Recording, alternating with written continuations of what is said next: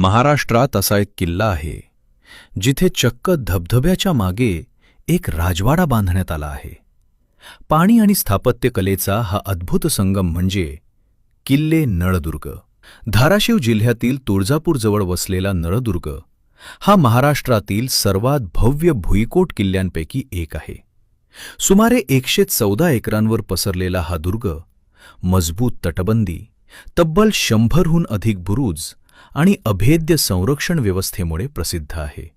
बहामनी, आदिलशाही आणि पुढे मराठ्यांच्या इतिहासात या किल्ल्याला अत्यंत महत्त्वाचं स्थान होतं.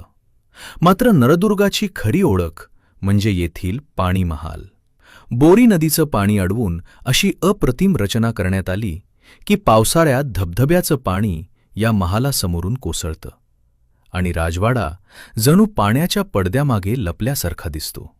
शेकडो वर्षांपूर्वीची ही अभियांत्रिकी आजही पाहणाऱ्याला थक्क करून सोडते.